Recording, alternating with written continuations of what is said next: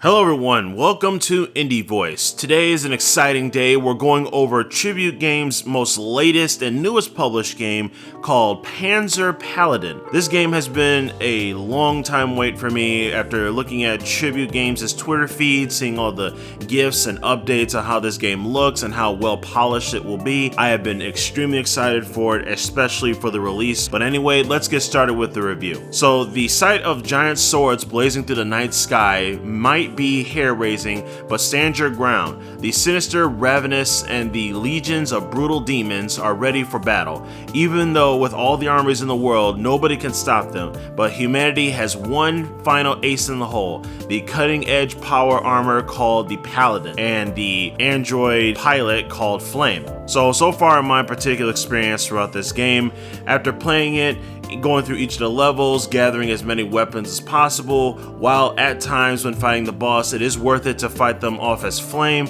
yet you have your power armor named Grit is out of commission.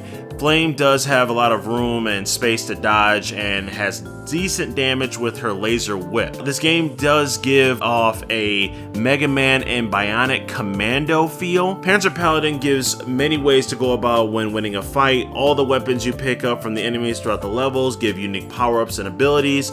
Examples pretty much are lightning, fire, beams, burst, durability up, and heal from small, medium to full health. These are just some of the power-ups that you'll get while playing throughout the game. From a lot of reviewers that have played this game already before me, most of them have given the praise of 80 out of 100, GameSpot 80 out of 100. A lot of people have given this game pretty high remarks, and I do admit this game definitely deserves those high remarks. Features of Panzer Paladin: over 100 plus weapons to seize from enemies, snap a weapon in half to cast powerful spells, an 8-bit graphic style of NES, and robots versus demons. Obviously this game is something really good to look forward to, especially with how they're using different and unique mechanics that most games don't ever try when it comes to using a weapon and then breaking it to the breaking point where all the spells or heals or anything else that comes out of it. There are many various of weapons. There's even one that's a popsicle and it gives you full health. There's a hockey stick. There are tons of many variations.